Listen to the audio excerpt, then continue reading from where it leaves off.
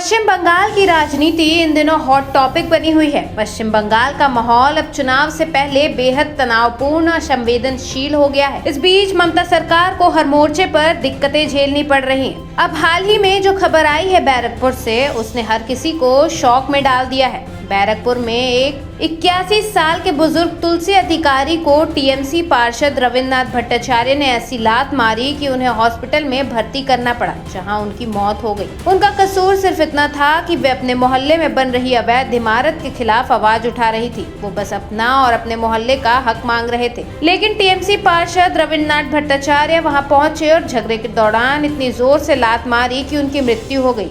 इस घटना के बाद टीएमसी पूरी तरह विवादों में घिर गई। पीड़ित परिवार सख्त इंसाफ की मांग कर रहा है। सीसीटीवी फुटेज की जांच चल रही है। बवाल को देखते हुए टीएमसी ने 6 साल के लिए रविन्द्रनाथ भट्टाचार्य की पार्टी से सस्पेंड कर दिया है। लेकिन सवाल यही है कि ममता बनर्जी ने इस पर कुछ बयान क्यों नहीं दिया? क्योंकि वो उनके पार्टी के थे, इसलिए। ममता बनर्जी के इस चुप्पी पर संसद के अंदर सवाल भी उठाए गए हैं। केंद्रीय मंत्री निर्मला सीतारमण ने ममता सरकार को घेरते हुए कहा कि राज्य में कानून व्यवस्था की हालत बेहद खराब है। महिलाओं की सुरक्षा पर सवाल खड़ा किया गया। बम धमाकों की घटना और अपराध की बढ़ती घटनाओं को लेकर भी चिंता जताई गई।